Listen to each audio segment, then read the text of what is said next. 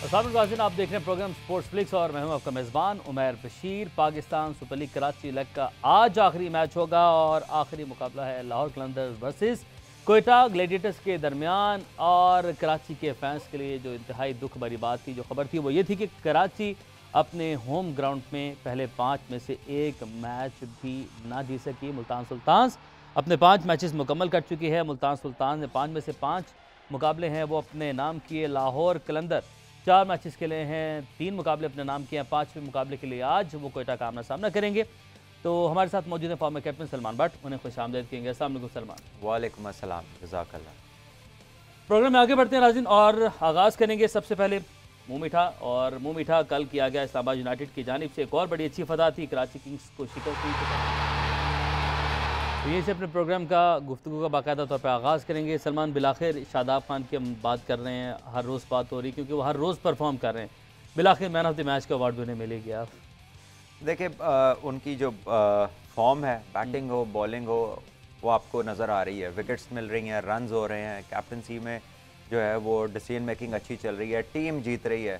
सो जब सब कुछ आपके लिए एक एक सिंक्रोनाइज हो के हर चीज़ जब अकॉर्डिंगली हो रही हो, जैसा आप चाह रहे हो वैसा सब कुछ हो रहा हो, तो आप अच्छा वक्त, गुड फॉर्म और मच डिज़र्व्ड है। एक्चुअली पिछले 1-1.5 साल में काफ़ी स्ट्रगल किया, काफ़ी तनकीद बर्दाश्त की, हम सब ने भी की। जब कंसिस्टेंटली बॉलिंग नहीं अच्छी कर रहे थे, कुछ लोगों को लगता था, हमें भी लगता था एट टाइम्स के बैटिंग की तरफ तवज्जो ज़्यादा है। तो एक प्लेयर के लिए बहुत फ्रस्ट्रेटिंग टाइम होता है इस तरह का, और उससे निकलने के लिए उसने बेपनाह कोशिशें की होंगी। फिर इंजर्ड भी थे। मेरी कोच, इनके जो कोच है ना सईद अजमल, उनसे एक दफ़ा डिटेल में बात हुई तो मैंने कहा आप स्पिनर हैं, शादाब बहुत अच्छा स्पिनर है, लेकिन स्ट्रगल बड़ी लंबी हो गई है उसकी। तो मज़े की बात यह है कि सईद भाई ने कहा कि उसके ना ग्रॉइन और जो है ना हैमस्ट्रिंग में कोई मसला है, वो इंजरी है, वो जो हील नहीं हो रही। तो मैंने कहा अगर उसके ग्रॉइन में मसला है तो आप लोग इसको पॉइंट पे खड़ा कर देते हैं, क्योंकि पॉइंट पे तो आपने साइडवेज बड़ी जल्दी मूवमेंट करनी होती है। तो this is something which he has been suffering, लेकिन इवेंचुअली अल्लाह का शुक्र है कि काफ़ी अरसे बाद थोड़ा सा रिलीफ मिला है और उसकी बॉलिंग बैटिंग हर चीज़ बेहतरीन। इंजरी के साथ सलमान, अगर खिलाड़ी को खिलाते जाएं तो इंजरी मजीद नहीं बढ़ सकती? तो वहाँ पे रेस्ट नहीं दिया जाना चाहिए था शादाब को जब उसकी इंजरी का इशू था कुछ? देखिए, बिल्कुल देना चाहिए, लेकिन इंटरनेशनल क्रिकेट चल रही थी पाकिस्तान की, और पाकिस्तान के कप्तान और पाकिस्तान के कोच को लगता होगा कि शादाब ही उनके लिए बेस्ट ऑप्शन है या द ऑप्शन है, स्पेशली वाइट बॉल क्रिकेट में अगर हम देखें। तो इसलिए उन्हें फिर एट टाइम्स वो टेपिंग करके भी खिलाते रहे, थ्रू द इंजरी भी खिलाते रहे। ऑल्दो ही स्ट्रगल्ड, और बड़ी दफ़ा ऐसे लगा कि जैसे शादाब बाहर ना हो जाए टूर से, but somehow he manage to hang on. और कैप्टन ने भी अपना ट्रस्ट शो किया, कोच ने भी अपना ट्रस्ट शो किया, एंड इवेंचुअली इतने लंबे टाइम के बाद थैंकफुली कि अब वो चीज़ें सारी उनकी ठीक आ रही। ठीक है, अच्छा सा है ना पाकिस्तान के लिए। बस शादाब पर आखिरी कमेंट आपका कि शादाब की जो बैटिंग की फॉर्म इस वक्त जारी है, उसको देख के हम ज़ाहिर है खुशी होती है बिंगा पाकिस्तानी, क्योंकि उन्होंने आगे जाके पाकिस्तान को रिप्रेजेंट करना है लीग क्रिकेट से निकलने के बाद।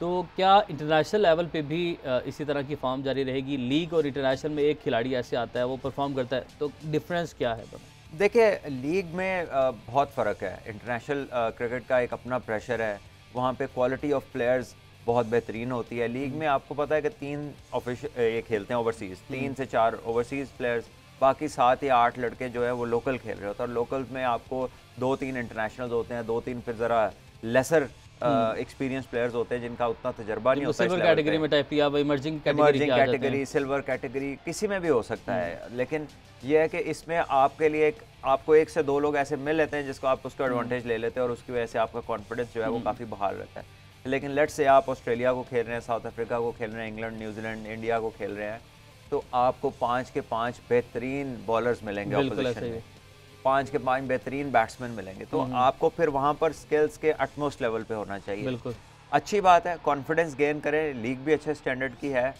और जो भी क्रिकेट अवेलेबल है उससे अपनी अच्छी फॉर्म को बरकरार रखें। तो इंशाल्लाह जब डोमेस्टिक से शिफ्ट आएगा इंटरनेशनल में, तो क्योंकि कॉन्फिडेंस होगा तो पहले से ज़्यादा बेहतर चीज़ें नज़र आने की उम्मीद है। लेकिन इसका ये मतलब नहीं है कि वहाँ पर भी आप इसको वन डाउन भेज दें। बिल्कुल अपने नंबर पे आए, लेकिन वेल प्रिपेयर्ड मिल रहा है। अगर कभी होता है कि खुदा न खास्ता 3-4 विकेट्स जल्दी गिर गए हैं, तो उस केस में जब आएंगे तो इन्हें कुछ नया नहीं लगेगा। बिल्कुल ऐसे ही, क्योंकि इंटरनेशनल में भी जैसे कि हमने अपने डे 1 से बात करते कि हफीज़ और शेब अली कप नहीं है वहाँ पे, तो ऐसा हो सकता है कि वहाँ पे इनको ट्राई किया जाए, इनको भेज देंगे वो हमारी मैनेजमेंट देख रही होगी इस नज़र से भी? देखिए, जब ऑप्शंस हों तो बहुत सारी आप एक्सप्लोर कर सकते हैं पोजीशंस पे, बहुत सारे लोगों के साथ आप तजर्बात कर सकते हैं, तो ऑप्शंस का होना एक अच्छी बात है। कौन कहाँ फिट होगा ये वक्त बताएगा, और ये वो डिसीजन मेकर्स का जब वो टाइम आएगा डिसीजन लेने का, तो हमें पता चलेगा किसको मौका मिलता है। कराची वर्सेस इस्लामाबाद, शादाब खान की परफॉर्मेंस के ऊपर बात होगी। शादाब खान अच्छा खेल रहे हैं और इसी तरीके से सिलसिला जारी रहा तो मैं देख रहा था सोशल मीडिया पे लिखा उनको अभी से ही प्लेयर ऑफ द टूर्नामेंट का अवार्ड दे दे, क्योंकि जिस तरीके से ये खेल रहे हैं ये डिज़र्व करते हैं इसको। कराची के क्या मसाइल हैं, और कराची अपने होम क्राउड में 5 के 5 मैचेस हार चुकी है और कराची के लिए अब क्वालिफाई करना प्लेऑफ्स के लिए इंतहाई मुश्किल हो चुका है और बहुत ज़्यादा मुश्किल होगा। तो जो अपने उन्होंने घर में खेला, अपने शहर में खेला, तो उनके शहरी को बड़ी उम्मीद थी अपनी टीम से। उनका क्या कहना है आपको सुनवाते हैं। कुछ ज़्यादा यही, क्योंकि 5 मैच थे पीएसएल के और कराची माशाल्लाह से 5 हार गया। और बाबर आजम की तो मैं बहुत बड़ी फ़ैन थी, लेकिन कराची किंग ने बहुत डिसअपॉइंट करा है। मैं बहुत डिसहार्ट हुई हूँ।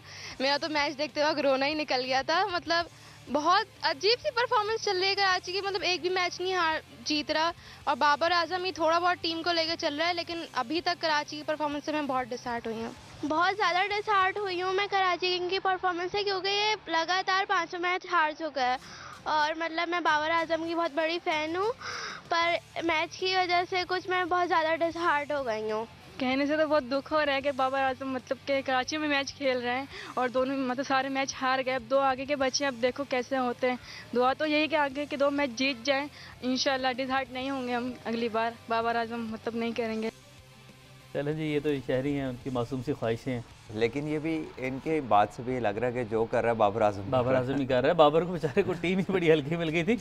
हम कराची में हमेशा सलमान बात कर रहे हैं कि बॉलिंग उनकी बॉलिंग नहीं है, बॉलिंग लाइनअप नहीं है उनकी बैटिंग ही पिक नहीं कुछ की गई। हमने कब कहा है कि उनकी बॉलिंग नहीं है? उन बेचारों के पास कुछ भी नहीं है। उनके पास ऑलराउंडर्स ही ऑलराउंडर्स हैं। अगर आप देखें कि बाबर और शर्जील के बाद एक बैट्समैन साहिबजादा फरहान, हाँ जी, लोकल्स में, और ओवरसीज में एक कॉकबर्न है जो कि पहली दफ़ा आए हैं, जिनका किसी को पता नहीं है कि वो कैसे प्लेयर हैं। बिल्कुल ऐसे। सो ये 2 लड़के जो कि बाय टाइटल बैट्समैन ज़रूर हैं, लेकिन अभी उस तरह से इस प्लेटफॉर्म के ऊपर इतना इस्टेब्लिश नहीं है।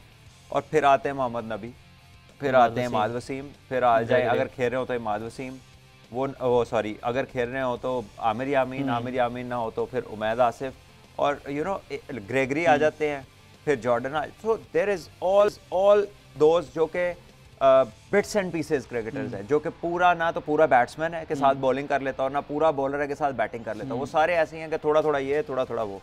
तो इस तरह आप क्रिकेट के टूर्नामेंट नहीं जीत सकते। बिल्कुल। आपकी जो क्रिकेट टूर्नामेंट जीतने की फॉर्मेशन है, it is based on specialist.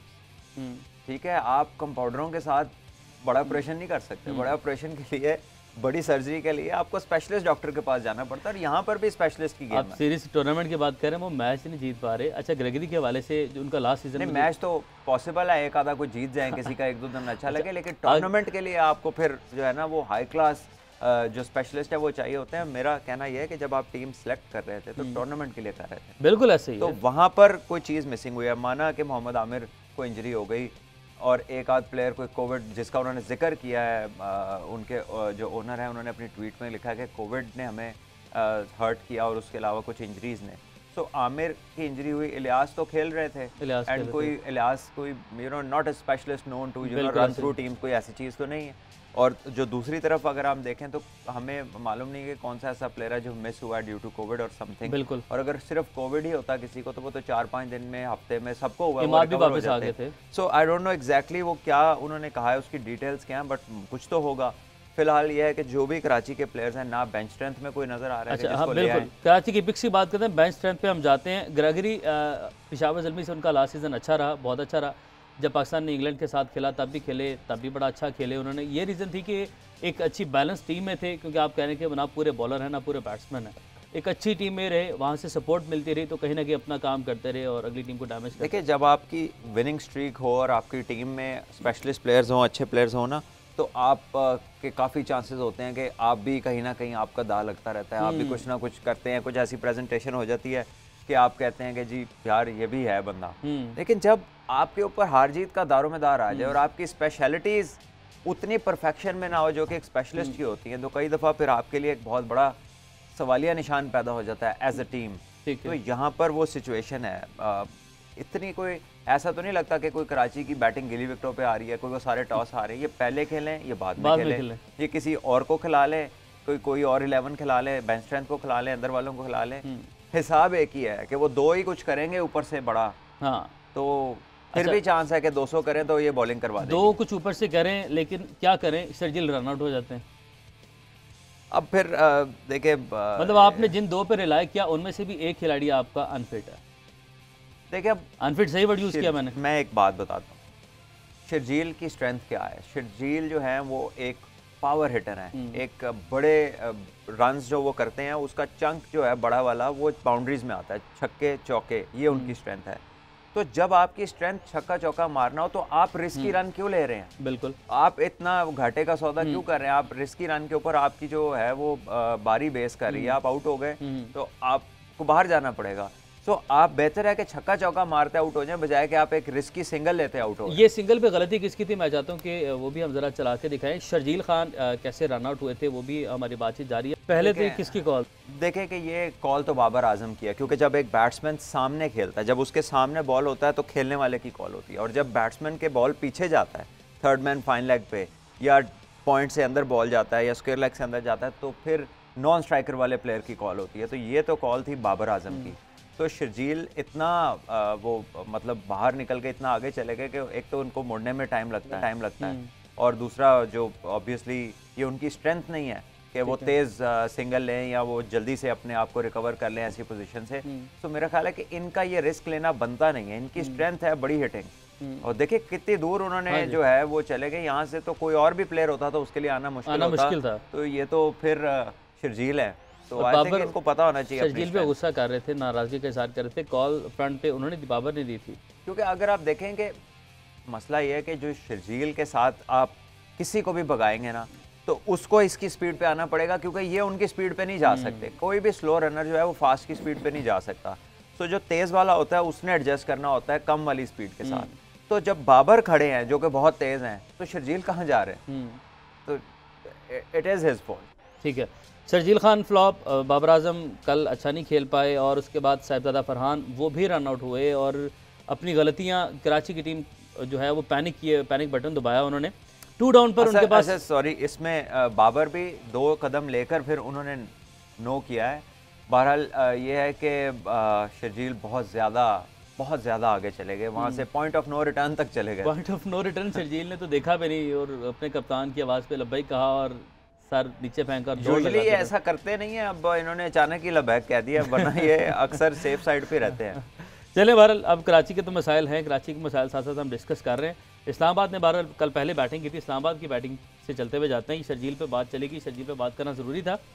अच्छा, इस्लामाबाद की इनिंग सलमान बड़ी इंटरेस्टिंग है, एक बड़ा ज़बरदस्त उसमें अगर हम उनका स्कोर कार्ड देखें, 177 रन बनाए 6 विकेट के नुकसान पे। एक भी खिलाड़ी 40 से ज़्यादा रन नहीं बना सका, उसके बावजूद उन्होंने 20 ओवर्स में 170 रन बना दिए। Best example of team work. जी बिल्कुल, और 40 क्या 39 तो हाईएस्ट है, और वो पॉल स्टर्लिंग का है। और देखें कल का मैच जिसने देखा है उसे पता है कि कल बहुत ज़्यादा कोई चौके छक्के नहीं लगे। कल पिच ऐसी थी कि उसमें थोड़ी सी ग्रिप थी, वो डबल पेस थी, कभी कभार बॉल आ जाता था बल्ले पे, कभी कभार बॉल स्लो आता था। अगर आप देखें कि जो बोल्ड हुए हैं पॉल स्टर्लिंग मोहम्मद नबी से, वो गेंद उन्होंने बहुत शॉर्ट बॉल था उनके हाथ से, वो निकला गेंद बड़ा शॉर्ट था। अगर अच्छा पिच होता तो छक्के वाले ही लेंथ थे वो, और वो मारने गए हैं, लेकिन वो बॉल आया ही नहीं, वो पहले ही मार गया और वो आराम से जाके विकेट्स में लग गया। तो वो पिच 2 पेस थी और इस पे काफी इन फॉर्म प्लेयर स्ट्रगल कर रहे थे। बाबर भी बोल्ड इसी तरीके से। हाँ, मुनरो को अगर आप देखें, जो है स्टर्लिंग को देखें, हेल्स को देखें, ये वो प्लेयर हैं जो 3 से 4 ओवर में 50-60 रन कर देते हैं। लेकिन कल अच्छी बात, जो तारीफ करने वाली चीज़ है वो ये है कि इन्होंने विकेट देखकर अपने तर्ज को बदल लिया, इसको अंडरस्टैंड किया कि इस पे हमें 200 करने की ज़रूरत नहीं है, हम पूरा खेल के 170 भी करेंगे तो हमारी टीम जीतेगी। सो एडजस्टमेंट जो है उन्होंने जो अपनी गेम को अडेप्ट किया है पिच कंडीशंस के हिसाब से, ये बड़ी काबिल तारीफ चीज़ है और यही एक ज़हीन टीम की निशानी है। मुनरो ने 33 गेंदों पे 33 रन और सिर्फ 1 बाउंड्री 1 छक्का लगाया, और टॉप 4 जो हैं ये इनकी कामयाबी की निशानी है कि टॉप 4 इनको अपना अपना रोल पता था कि हमने 30+ करके आना, इसे कम पे नहीं आना। देखिए टॉप 4 ऑब्वियसली आपके बेहतरीन 4 बैट्समैन होते हैं, और इनका रोल अगर जेनेरिकली हम डिस्कस करें तो ये है कि जो ओवर्स खेलने हैं या चेस डाउन करना है तो जो मेजर चंक है टोटल सेटिंग का या टोटल चेजिंग का वो इनकी जिम्मेदारी है। ये एज अ बैट्समैन खेल रहे हैं टीम के अंदर, they specialize in getting runs whether setting a total या चेजिंग इट डाउन। तो ये पहले खेल रहे हैं तब भी आपको इनकी एडजस्टमेंट नज़र आती है, ये बाद में खेलें तब भी चेज में मास्टर नज़र आते हैं। जब पिच चेंज हुआ है तो अडेप्ट किया इन्होंने उसके साथ। तो नहायत शानदार अप्रोच है इनकी और ये अभी तक टोटल प्लेटफॉर्म ये दे रहे हैं आसिफ अली को और आजम खान। कहीं पर इनका ऐसा नहीं हुआ कि 2-3 जल्दी आउट हो गए, बल्कि एक आध दफ़ा हो जाने चाहिए ताकि उनको भी पता हो कि अभी 13-14 ओवर रहते हैं और हम दोनों ने करना है, हो जाने चाहिए। हाँ, ये ना हो कि किसी बड़े मैच में हो जाए और अचानक उनके ऊपर एक ऐसी जोन आ जाए जिससे वो गुजरे ही ना हो टूर्नामेंट। ठीक है, इस्लामाबाद यूनाइटेड को पॉल स्टर्लिंग अब अवेलेबल नहीं होंगे, इस पर मैं बात करेंगे ब्रेक के बाद। आज वापस आते हैं।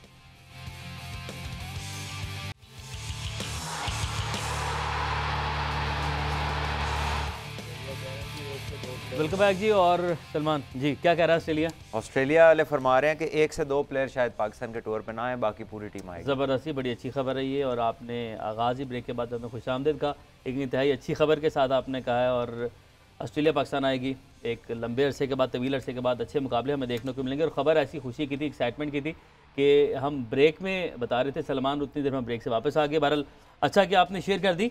मुल्तान के खिलाड़ी हैं, उन्होंने कुछ एंजॉय किया है और खिलाड़ियों को रिफ़्रेशमेंट के लिए भी जो है वो टीम्स है, मैनेजमेंट है, वो पूरी कोशिश कर रही है और अपना जोर लगा रही है। और ये ज़रूरी है क्योंकि बायो बबल में रहना आसान नहीं है। और जी सलमान, इनका तो डांस करना बनता है, ये इनका कुछ भी करना बनता है बिकॉज ये इतनी शानदार क्रिकेट खेल रहे हैं, इनकी ऐसी विनिंग स्ट्रीक है। और ये इस टूर्नामेंट से नहीं है, ये पिछले टूर्नामेंट के मिड से शुरू हुई है, बीच में एक कप जीते हैं और अगली दफ़ा दिफा करते हुए भी 5 मैचेस एंड 5 विन्स हैं। 4 मैचेस और 4 विन्स हैं, 5 आउट ऑफ 5 है। तो 7 की स्ट्रीक हो चुकी है इनकी, ये सबसे लॉन्गेस्ट स्ट्रीक है, लॉन्गेस्ट स्ट्रीक हो गई है पीएसएल की। इनकी अभी बात तो हमारी इस्लामाबाद कराची की जा रही है। मुल्तान ऐसा क्या, कौन सा जादू कर रहे हैं? वही बात है कि टीम को एक साथ रखा हुआ है, जोड़ के रखा हुआ है, खिलाड़ियों को जाने नहीं दे रहे। और पिक जो इनकी है, जिस तरह लास्ट टाइम उन्होंने एक वाइल्ड कार्ड एंट्री से किया, पहले ज़िशान को किया था इन्होंने, टिम डेविड को किया इन्होंने। देखिए स्मार्ट पिक्स हैं और अच्छे डिसीजंस लिए हुए हैं। और फिर आपको नज़र आता है कि मैनेजमेंट बड़े पुरस्कून बैठी हुई है बाहर। आपको एंडी फ्लावर हो, उनके साथ जो 1-2 और लोग हैं, मुशी भाई हैं जो बाहर से हैं, उनके मुझे नाम नहीं पता, लेकिन वो बड़ी तसल्ली से, बड़े आराम से बैठे। They are relying on Rizwan. Captain जो है वो इतना अच्छा उन्हें डिसीजन मेकर मिला हुआ है कि उन्हें बाहर से वो जैसे बॉयल नहीं हो रही होती चीज़ें, कोई एक उठता है एक बैठता है, उठता है एक बैठता है, बबल्स की तरह, ऐसा कोई सीन नहीं है। पुरसकून सारे बैठे हुए हैं और अपनी अपनी गेम पे तवज्जो दे रहे हैं। प्लेयर्स के रोल्स डिफाइंड हैं, नंबर्स का कोई आपने देखा, कोई ऊपर आ गया हो, कोई नीचे चला गया हो, जो जहां आ रहा है वो वहीं आ रहा है, अपने रोल को एग्जीक्यूट कर रहा है। लेकिन सलमान, इसमें एक रीज़न ये भी तो है ना कि जीत रहे हैं। देखिए जीत रहे हैं ना, जीतते हुए भी चेंजेस हुए हैं ना। इमरान खान बाहर हुए हैं, मुजरबानी अंदर आए हैं, धानी बाहर हुए हैं, फिर धानी अंदर आए हैं, ठीक है। तो चेंजेस तो ये भी कर रहे हैं, जीतते हुए भी कर रहे हैं, और जो भी अंदर आ रहा है वो अपने रोल को पूरा कर रहा है। So there is definitely a plan जिसकी पैरवी की जा रही है और जिसे एग्जीक्यूट किया जा रहा है। ये माना कि जीत के ये चीजें आसान होती हैं, लेकिन परफॉर्मेंस दे के जीत रहे ना, जीत के तो परफॉर्मेंस नहीं ना दे रहे, जीत परफॉर्मेंस आती है तो जीत मिलती है इनको। तो जो चीजें उनकी हैं, आप देखें शान मसूद की परफॉर्मेंस देखें, खाली अकेला रिजवान के ऊपर बर्डन नहीं है, ऊपर शान मसूद बहुत आउटस्टैंडिंग खेल रहे हैं। बिल्कुल। अभी सुहेब मसूद जो पिछले साल के बेस्ट प्लेयर थे, अभी उनकी तरफ से एक मैच विनिंग परफॉर्मेंस आनी बाकी है इस टूर्नामेंट में। शान मसूद ने 32 चौके लगाए, मतलब रोलिंग शॉट्स खेल रहे हैं, प्योर क्रिकेटिंग शॉट्स खेल रहे हैं। देखिए अभी पिछले साल आईपीएल हुई, अब इसका जिक्र इस वजह से आ गया कि एक प्लेयर थे गायकवाड, बिल्कुल, वो उन्होंने 95 किया एक मैच में बगैर छक्के के, 185 का स्ट्राइक रेट।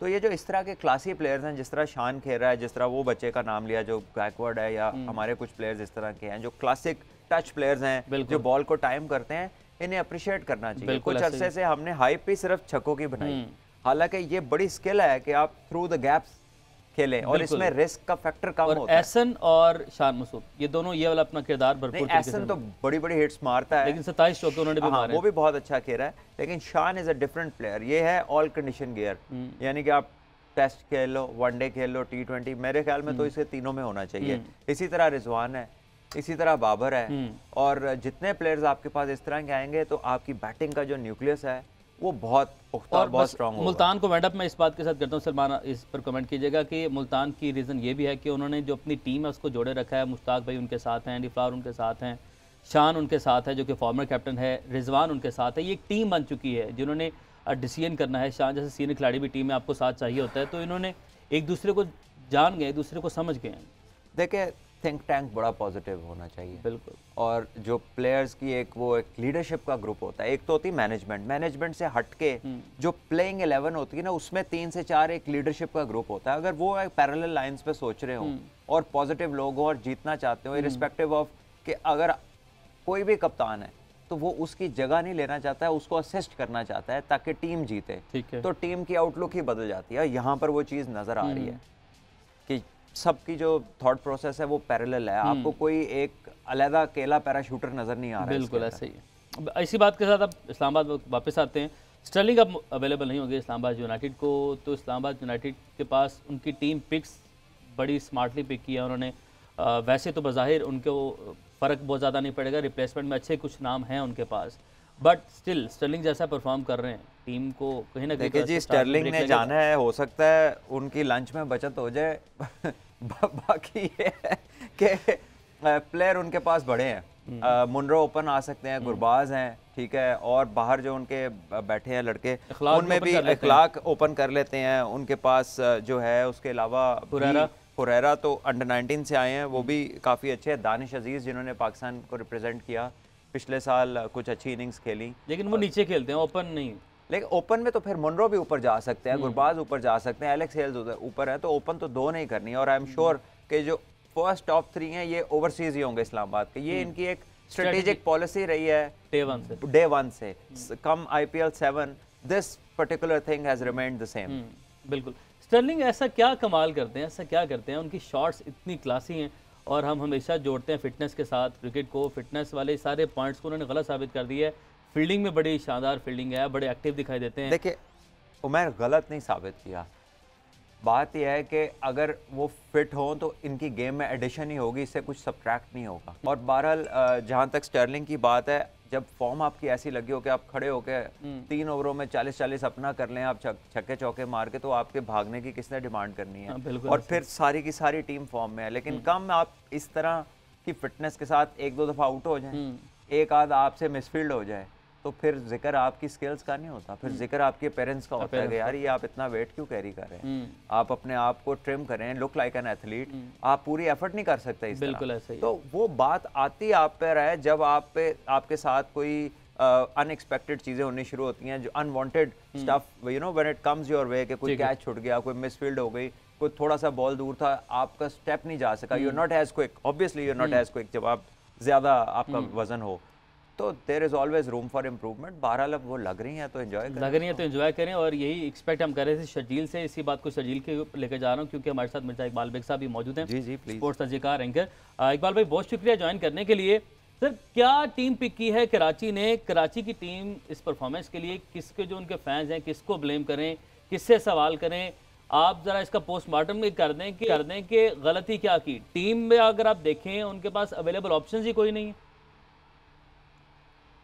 बहुत बहुत शुक्रिया उमैर, आपका भी, और सलमान आपको भी अस्सलाम वालेकुम।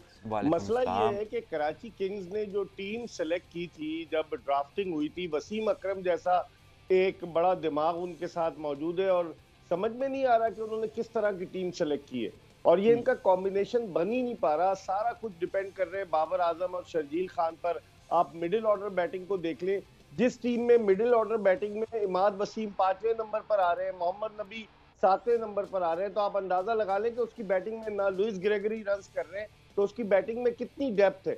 कराची किंग्स बिल्कुल जिसे कहना चाहिए कि एक बिखरी टीम नजर आई है। इब्तिदाई 5 मैचेस में 5 मैचेस वो हारी है, और हम लोग ये तवक्को कर रहे थे कि कराची किंग्स अच्छा परफॉर्म करेगी। कप्तान की तब्दीली, फिर उसके बाद बाबर आजम पर प्रेशर होना, उनका बहुत कम स्ट्राइक रेट, बहुत सारे फैक्टर्स हैं। शर्जील खान पिछले मैच में जल्दी आउट हो गए, और फिर पावर प्ले में सबसे कम रन जो है वो उमैर कराची की टीम बना रही है। अगर आप देखें तो इससे आप अंदाजा लगा लें कि पावर प्ले में वो अंडर प्रेशर होते, तो फिर वो आगे जाकर क्या करेंगे, जब अच्छी बेस नहीं फराम करेंगे तो फिर टीम क्या रन स्कोर करेगी।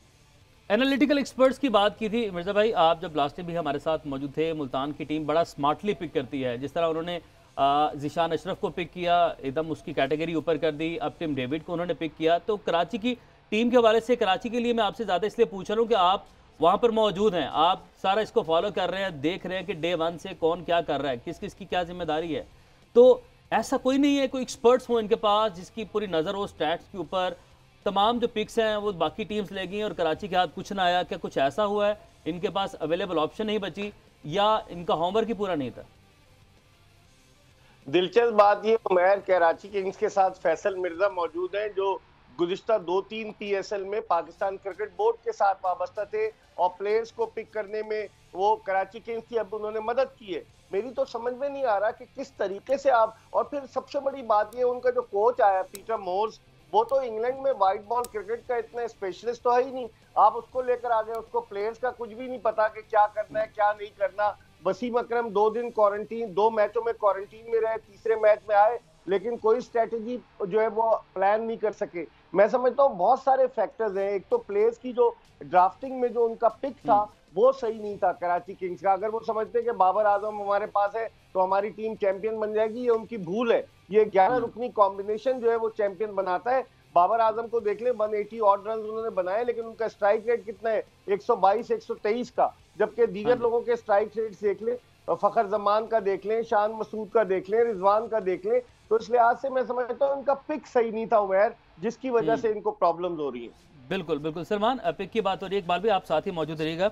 और हम कराची से हमने बड़ी डिटेल से भी बात की है, बट अभी एक बात है कि स्ट्रेटजी बनाई गई, पहले 2 मैचेस में दस्तयाब नहीं थे वसीम अकरम और बाद में दस्तयाब है, क्या स्ट्रेटजी बनाई गई? तो इस टीम के साथ आप कुछ स्ट्रेटजी बना सकते हैं? देखिए, स्ट्रेटजी कैसे बन सकती है, मैंने अभी आपको थोड़ी देर पहले बताया कि क्रिकेट का टूर्नामेंट जीतने के लिए आपको टीम में स्पेशलिस्ट चाहिए होते हैं। It's a game of specialist. आपको 1 से 2 ऑलराउंडर चाहिए होते हैं। किस टीम में ऑलराउंडर से भरी हुई टीम है ये? मतलब आप देखें, मोहम्मद नबी ऑलराउंडर, इमाद वसीम ऑलराउंडर, उमैद आसिफ वो बैटिंग के साथ बॉलिंग के साथ थोड़ी सी बैटिंग कर लेते हैं, जॉर्डन यही हालात हैं, आमिर यामीन यही हालात हैं। तो जब सारे के सारे आपने बिट्स एंड पीसेस ऑलराउंडर्स रखे हुए हैं, यानी कि जो ना पूरे बॉलर हैं ना पूरे बैट्समैन हैं, और नंबर 3 पे साहिबजादा फरहान आते हैं और उसके बाद आपके ऑलराउंडर्स कंटिन्यू करते हैं नीचे तक ना। आपको अगर आपका ऊपर वाले 100 करें, ओपनिंग आपका लंबा स्टैंड दे, शर्जील 100 करे, आप 200 करें, तो आपकी बॉलिंग डिफेंड करने के काबिल नहीं। अगर आपके ऊपर में से 2 जल्दी आउट हो जाए, आप 150 चेस करने के काबिल नहीं। तो टीम क्या सोच के आपने टीम बनाई है? ग्रेगरी जो है वो भी कोई पूरा ना वो बैट्समैन है ना वो बॉलर है, और जो बाकी लाए हैं उनका किसी को पता ही नहीं है, जिसमें लेमन बॉय है या जॉर्डन थॉमसन है, ये तो नाम ही हमने पहली दफ़ा सुने हैं। सो हु नोस के क्या इशू रहे हैं इनके और किसने इन प्लेयर्स को सिलेक्ट किया। ठीक है इकबाल भाई, और इकबाल भाई आप भी साथ ही रहेगा, सलमान आप भी साथ ही। अभी हमें एक ब्रेक के जाने बढ़ना है, मुख्तसर सा ब्रेक है। इकबाल भाई ब्रेक के बाद आपके जाने बढ़ते हैं, नाज़रीन वापस अपने ब्रेक के बाद स्टे करें।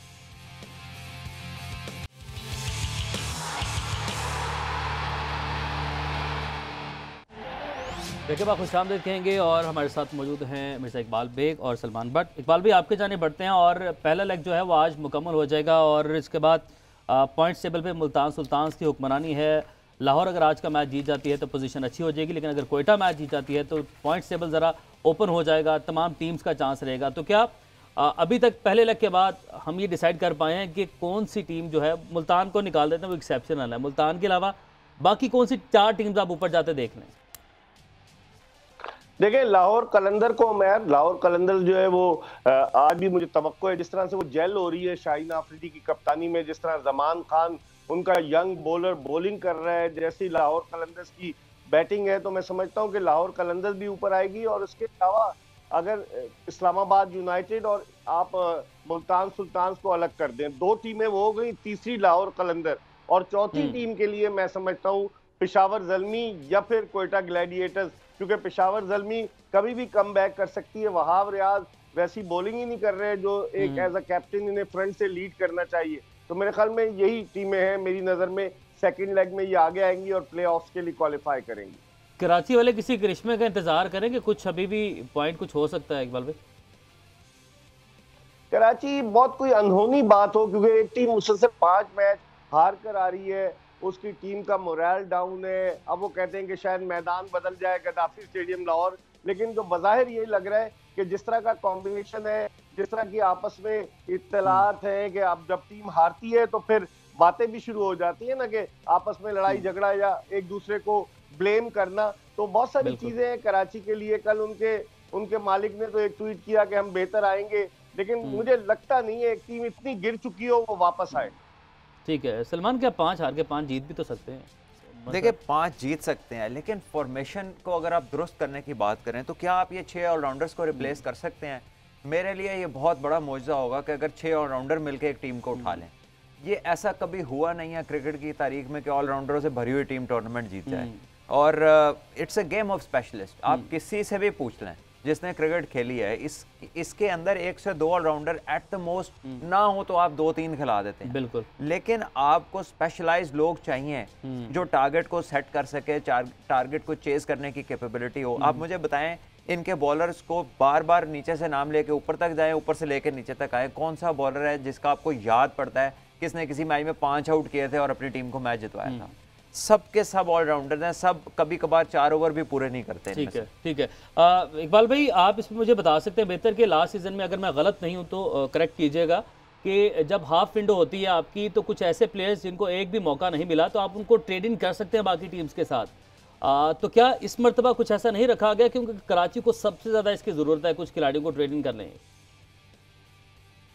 मेरे ख्याल में है कराची को सख्त जरूरत, लेकिन इस मरतबा कराची ने कौन सा इमर्जिंग प्लेयर कौन सा लिया है समझ में नहीं आता। और इस मरतबा आप देखें, सलमान तो बैट्समैन है,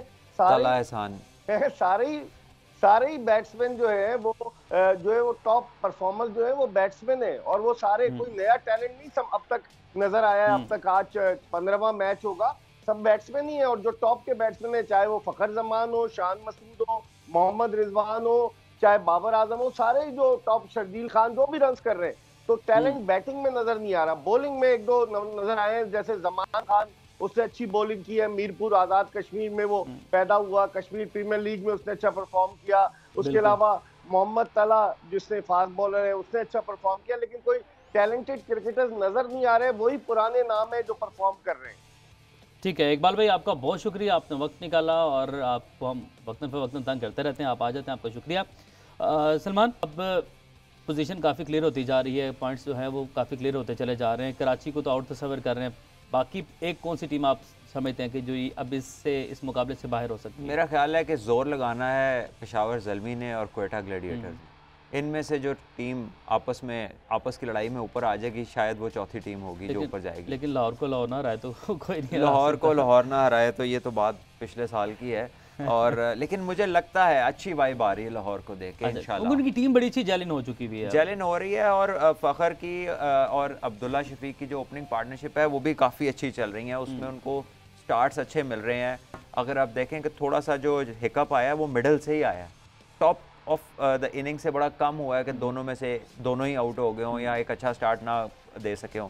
सो आई थिंक अगर मोहम्मद हफीज़ भी चल पड़ते हैं, एग्जैक्टली जो उनसे उम्मीद है, एक मैच में उन्होंने 30 किया था, अगले में फिर जल्दी आउट हो गए, लेकिन अगर एक आधी इनिंग उनकी तरफ से भी आती है तो फिर लाहौर भी कैपेबल है इस स्टार्ट को बड़े टोटल में कन्वर्ट करने के लिए। मिडिल ऑर्डर में लाहौर स्ट्रगल कर रही है, जब एक विकेट गिरती है तो फिर 2-3 इकट्ठी गिरती हैं, इसको कैसे रोकें? वो विकेट ना देखे और तो इसका कोई हल है ही नहीं। इसका एक ही हल है कि हफीज़ भाई को हमने देखा है कि हफीज़ भाई मतलब जब उन्होंने last time I guess cover पे या गली पे उन्होंने कैच दे दिया था, बड़ी आसान बाहर दी थी, पॉइंट पे उन्होंने कैच दे दिया उन्होंने। और हफीज़ को वर्ल्ड कप में भी हमने देखा था, लास्ट वर्ल्ड कप जो था इंग्लैंड में, जब भी कोई पार्ट टाइमर आता था तो विकेट दे देते थे। केन विलियमसन को विकेट दे दी उन्होंने, जो रूट को गालिब उन्होंने विकेट दे दी थी, एरन फिंच को विकेट दे दी थी, बिल्कुल ऑस्ट्रेलिया के अगेंस्ट। लेकिन ये है कि अगर अब हफीज़ को कौन बताएंगे, मतलब ही सो एक्सपीरियंस। जो पाकिस्तान की जो PSL है इसके अंदर ये हो गए, शोएब मलिक हो गए, कामरान अकमल हो गए, ये वो लोग हैं जिन्होंने सारे उतार चढ़ाव क्रिकेट के हर एंगल से देख लिए हुए। तो अगर ऐसी कोई इशू आ रहा है किसी पर्टिकुलर बॉलिंग के खिलाफ, तो वो अगर उसको आराम से सिंगल भी करते हैं तो वो इतनी अच्छी शॉट्स मार सकते हैं कि ये अपना वो स्कोर और स्ट्राइक रेट कवर कर सकते हैं। कोई शक नहीं इसमें। तो थोड़ा सा वक्त लें, इंशाल्लाह लाहौर को और बेनिफिट होगा। लाहौर को बेनिफिट होगा। लाहौर में PSL की जो अगली लेग है उसका आगाज़ होने जा रहा है, जुमेरात से उसका आगाज़ होगा। तो लाहौर में तैयारियां भी देख लेते हैं कि कारियाँ हैं और लाहौरी किस तरीके से, किस अंदाज में वेलकम कर रहे हैं PSL की टीम्स को लाहौर में। तो अनस सईद हमें बताएंगे लाहौर में तैयारियों के हवाले से। आज ही पाकिस्तान सुपर लीग के 7वें एडिशन के मैचेस कुछ ही रोज बाद जो है वो कजाफी स्टेडियम में खेले जाएंगे, जिसके लिए जो तैयारियां हैं उनको हतमी शक्ल दी जा रही है। 19 मैचेस के लिए जो है वो 16 पिचेस यहां पे तैयार की गई हैं। अगर पीसीबी अफसरान की बात करें, जिले इंतजामिया का अमला हो या सिक्योरिटी इदारे हों, तो रोजाना की बुनियाद पर जो है वो मीटिंग्स जारी हैं। और इसी के तहत अगर हम टीमों की बात करें तो टीमों की आमद का सिलसिला अभी जो है वो कुछ ही देर बाद यहाँ पे जो है वो शुरू हो जाएगा। 3 टीमें आज जो है वो लाहौर पहुंच रही हैं, जिसमें इस्लामाबाद यूनाइटेड शामिल है, पेशावर ज़ल्मी और मुल्तान सुल्तान्स की टीम है। इसी के साथ 3 टीमें कल जो है वो लाहौर पहुंचेंगी, जिसमें कराची किंग्स, लाहौर कलंदर्स और कोयटा ग्लैडिएटर्स शामिल है। जो फैंस के हवाले से बड़ी अहम और अच्छी खबर यह है कि लाहौर में 50% फैंस जो है वो बैठ के मैच देख सकेंगे, लेकिन 15 फरवरी तक, 16 फरवरी से शुरू होने वाले मैचेस जो उसमें 27 फरवरी तक जिसमें फाइनल भी शामिल होगा, उसमें जो है वो 100% फैंस जो है यहाँ पे आगे बराह रास्त स्टेडियम से मैच देख सकेंगे। अगर 12 साल के बच्चों की बात करें तो उनके लिए अच्छी खबर यह है कि रमीज राजा की जो पर्सनल एफर्ट के बाद जो है उनको भी इजाजत दे दी गई है। तमाम इंतजाम मुकम्मल है, अब सिर्फ इंतजार किया जा रहा है कब यहाँ पे जो है वो सीटी बजे और यहाँ पे कब जो है वो गेम यहाँ पे खेल शुरू हो। जो पहला मैच है कजाफी स्टेडियम में वो 10 फरवरी को खेला जाएगा, और जिसके लिए जो काम है, जिसके लिए जो इंतजामात हैं वो भी जारी हैं। जी ठीक है अनस साहब ने अपडेट किया, आपका बहुत शुक्रिया। सलमान, कजाफी एक वाइब है, कजाफी एक फील है, और एकदम विकेट देख जब के ये फुल होगा ना उमर, तो जब इसका एक वेव चलती है, मैक्सिकन वेव कहते हैं उसको, बिल्कुल, लेकिन बिल्कुल। वो या लाहौर की अपनी मैंने वो उसको कहते हैं उसको मैक्सिकन वेव है, लेकिन लाहौर में उसका अलग ही उसका एक मजा होता है, जोड़ नहीं है ना। तो वो जब चलेगी तो इंशाल्लाह जितने भी प्लेयर्स हैं जो हमारे लोकल्स हैं और जो हमारे ओवरसीज प्लेयर्स PSL में आए हुए हैं खेलने, तो एक दफ़ा रोंगटे ज़रूर खड़े करती है, आपको गूज़बम्प्स ज़रूर देती है। यस, और लाहौर में जब लास्ट PSL हुई थी प्री कोविड, इससे पहले, तो हमें याद है कि लाहौर कलंदर्स का प्रैक्टिस मैच था, वो इंग्लैंड से MCC की टीम आई थी, तो हम लोग मैच से 2.5 घंटे पहले स्टेडियम गए तो स्टेडियम में एक सीट खाली नहीं थी, इट वाज फुल। तो वो वाली साइट अल्लाह करे कि 15 से हम लोग देखें कि जैम पैक हो स्टेडियम, तो प्लेयर्स को भी इंशाल्लाह मजा आएगा और क्राउड भी एंजॉय करेंगे, सब एंजॉय करेंगे। और जो पिच हमें नजर आ रही थी रोल फिरता हुआ, बड़ी खूबसूरत और सफेदी उस पर नजर आ रही थी, तो लग रहा था कि इधर भी चौके छक्कों की बारिश ही होनी है। कितना डिफरेंट विकेट है कजाफी की नेचुरली, कुदरती तौर पे लाहौर जो कराची विकेट से और लाहौर के विकेट। मेरा ख्याल है कि शानदार बैटिंग ट्रैक्स होते हैं। कराची लाहौर में रन 200 हो सकते हैं अगर इन्होंने वैसे ही बैट, जो नजर आ रहा था ये बहुत अच्छा था। पता नहीं ये मैच के लिए तैयार हो रहा था, डेफिनेटली मैच के लिए तैयार होगा, क्योंकि स्क्वायर बहुत बड़ा है, 16 पिचेस है, तो अब वो 4-5 ही होंगे जिनके ऊपर सारे मैचेस साइड पे तो नहीं जाएंगे, लेकिन जो पिच के ऊपर रोलर फेर रहे थे वो तो बहुत ही खूबसूरत लग रही थी। आपकी बात से दिल कर रहा था कि मैं जाके वहां पे थोड़ी सी बैटिंग कर लूं, थोड़ी नॉकिंग कर लूं वहां पे जाके, और आपके चेहरे के तासुरात तो बनती है ना, बैटिंग बनती है, इंशाल्लाह करेंगे वहां पे भी बैटिंग। और कजाफी का जो ग्राउंड एरिया है सलमान, वो बड़े ग्राउंड्स में से माना जाता है, दुनिया के टॉप ग्राउंड्स में से माना जाता है, तो यहाँ पे कुछ एक्सपेक्ट करेंगे कि बाउंड्री लाइन थोड़ी छोटी की जाएगी या बाउंड्री को छोटा ही रखा जाएगा? ग्राउंड एरिया बहुत बड़ा है उमर, क्या करें। देखिए मैं एक्सपेक्ट तो नहीं करता, आई डोंट नो कि चेंज होती है कि नहीं, बट आई रियली विश के हो थोड़ी बड़ी करें, बॉलर को भी गेम में लाएं और अपनी वर्ल्ड कप की तैयारी भी तो नजर में रखें ना। खाली आपने चौके छक्के लोगों को तो नहीं दिखाने, ये भी तो है कि 6-7 माह में वर्ल्ड कप है, उसकी भी तो तैयारी करनी है। तो बहरहाल इसी बात के साथ आज का प्रोग्राम अपने इख्तिताम को पहुंचे सलमान। अगले 2 दिन पाकिस्तान सुपर लीग में ब्रेक है, तो स्पोर्ट्स फ्लिक्स में भी 2 दिन का ब्रेक है, 2 दिन की छुट्टी करेंगे, आप भी इंजॉय करें और जो हमारे व्यूवर्स हैं वो लोग भी इंजॉय करें। उसके बाद जुमेरात से मुकाबलों का आगाज़ होगा लाहौर से, लाहौर का कजाफी स्टेडियम, जिसको देखकर सलमान बहुत खुश है, मैं बहुत खुश हूँ। यहाँ पर जो मुकाबले हैं वो हम एक्सपेक्ट कर रहे हैं कि और जानदार और शानदार होंगे और बॉलर्स बैटर्स दोनों के लिए अच्छे मौके होंगे। तो आपसे मुलाकात होगी जुमेरात रोज़। अपना बहुत सारा ख्याल रखें। अल्लाह हाफ़िज़।